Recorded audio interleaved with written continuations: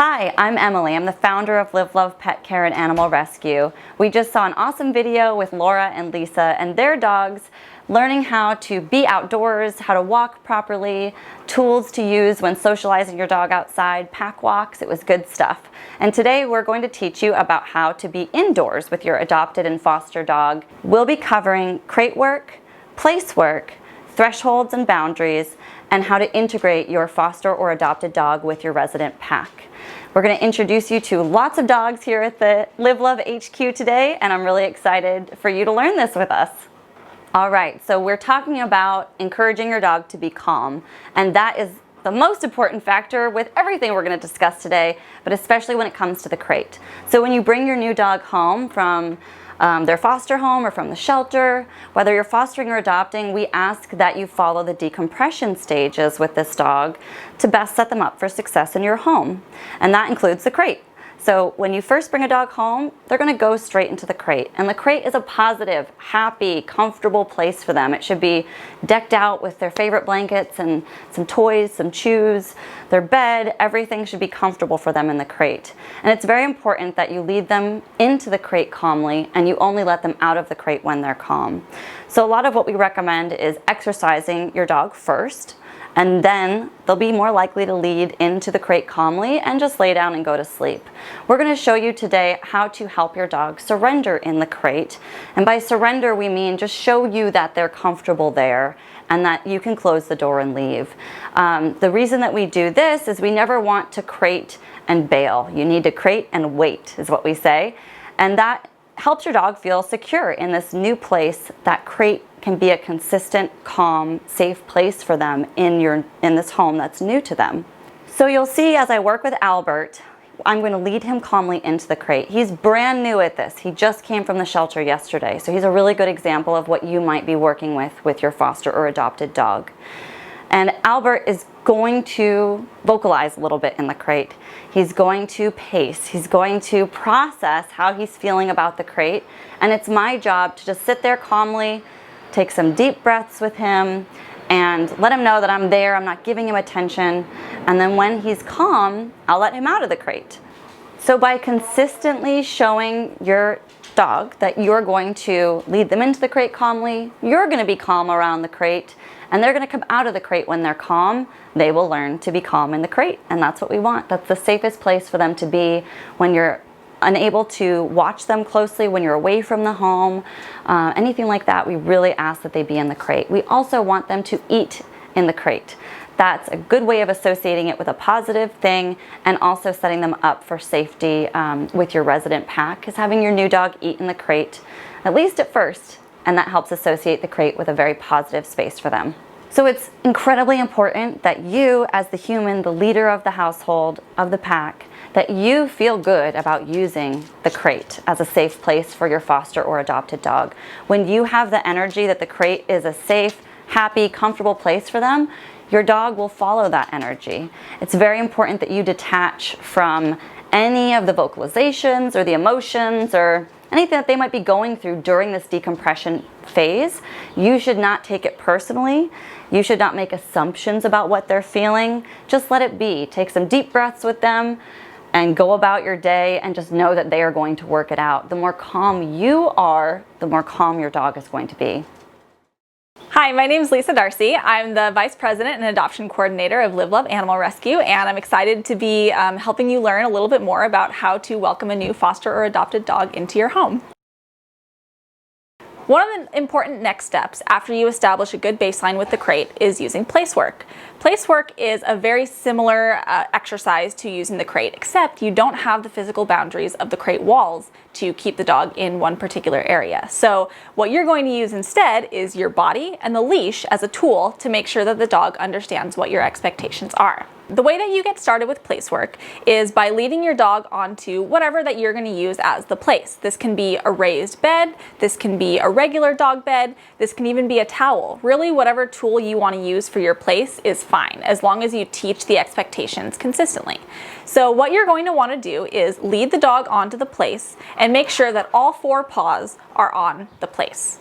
Oftentimes, dogs have never done place exercises before, so they're going to be confused in the beginning, and they're going to try and step off the place or move around, and that's okay. We don't want to correct them for making those mistakes. We just want to consistently show them what we do want them to do. So if a dog takes a step off of place, then you can step in towards them, move your body, and adjust that spatial pressure so that they understand they need to back up, back onto the place.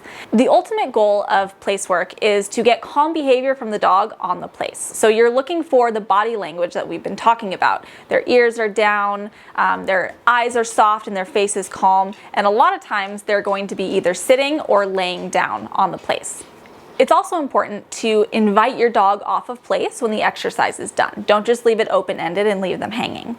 You want to make sure that you are getting calm eye contact from the dog and then inviting them off of place using a little bit of leash pressure. Place is a really important mental stimulation exercise as well as a regular training exercise. Believe it or not, your dog will be tired out after doing a few minutes of place work because they're really having to think about what it is that you expect and what it is that you want from them.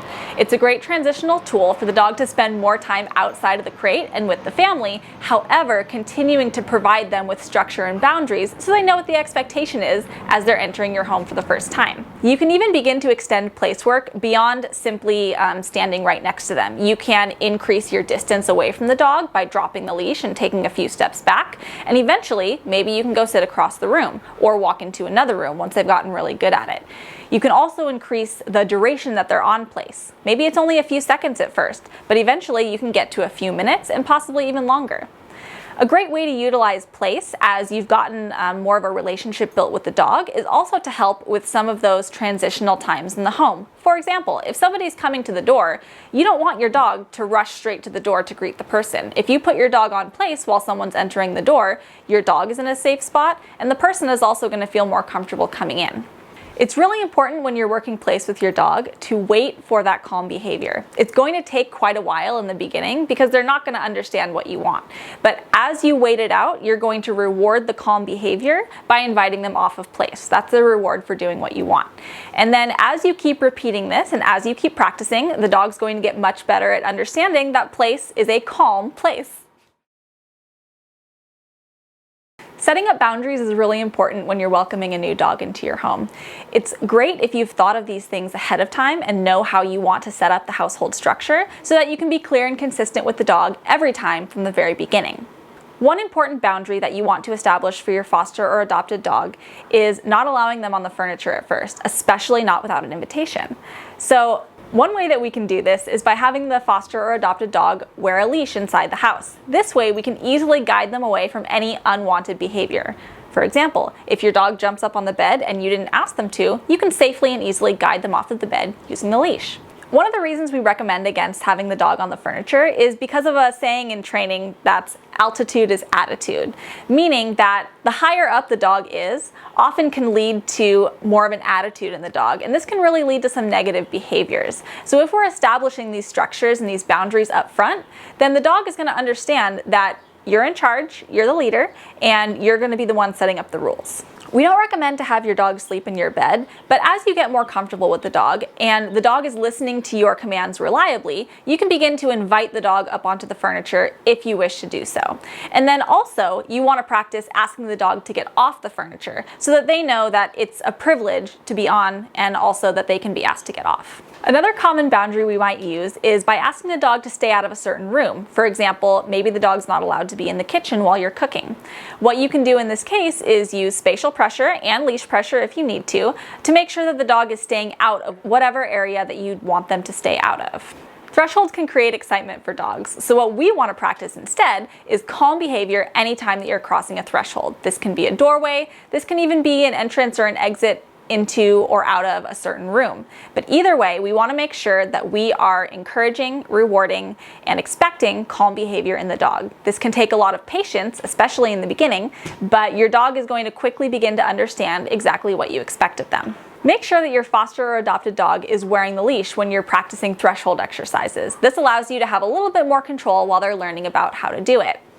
You want to make sure that you're also using your body as a block. This is called spatial pressure. If you're putting your body in between the dog and the thing that's exciting them, like going out of the door, then this can slow their body and slow their brain at the same time. As we slow down the brain, that's where we're going to be getting that calm behavior that we want. Make sure that you're paying attention to your dog's body language. The calm body language is your cue to lead them out of the door or across the threshold.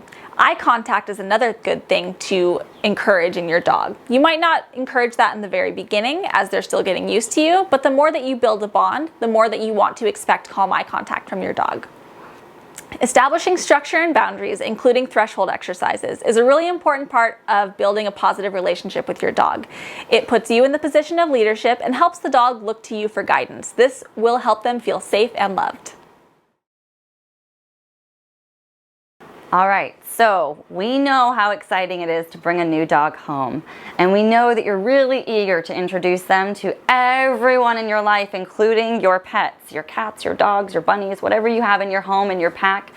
But we really want to encourage you, please wait. You need to go through the decompression phase first, and you need to establish a bond with your new dog before introducing them to anything new. Keep it simple, keep it boring, and wait on introducing with resident pets until you fully understand your dog's body language and have that connection with them. So when you are ready to introduce your new dog to your resident pack, these are some things to look for. You want to look for calm body language. In your foster training manual and your adopter resource manual, there is a graph of how to tell what type of body language a dog is exhibiting. This is going to fluctuate dog to dog, so that's why it's important for you to establish a relationship with your new dog to understand their unique body language as it pertains to that generic graph. Once you're seeing calm body language from your new dog and your resident pack members, you can start introducing them slowly and only while supervised. They should never be left unattended. One way that we like to introduce the new dog to our resident pack is in the backyard. And what we do, since I know my personal dogs, Magnus and Gimbal, I know their behavior with other dogs. I know how they've reacted to the new foster dog, Albert. I'll let Gimbal and Magnus be off leash because I trust them. That's my base of my pack. And Albert is going to keep his leash on so that if I'm seeing any body language that I feel uncertain about, or I see Albert getting nervous or anything like that, I can lead him away with the leash and remove him from being around the other dogs in the resident pack. This is done very slowly. This is also done through pack walks. You know, it's really up to you to determine the best way to introduce them, and we're always here to help you figure that out. Always feel free to reach out to us and we can give you some resources and tools to best set up the introductions for success. Thank you for keeping an open heart and an open mind when watching these videos, and thank you again for opening your home to a foster or adopted dog. Remember, be impeccable with your word. Your dog is going to thrive on consistency, and you are the one who sets the tone with that. Don't make assumptions about what's going to happen, what their backstory was. That matters a lot less than what is happening now with the bright future you have ahead of you. And don't take things personally. Your dog is going to go at their own pace, just as you are. That might not be as quickly as you want, but be patient, slow down, keep things simple, and your dog will really respond to that. And just do your best. Your dog is going to have a very special bond with you, and that is going to grow as the days go on. And by doing your best, you're showing them that it's okay to not be perfect all the time, but we're always going to just be doing our best. Thank you again for choosing to foster or adopt. All of us here at Live Love consider you and your dog as a part of our family. We love you, and we're always here to support you.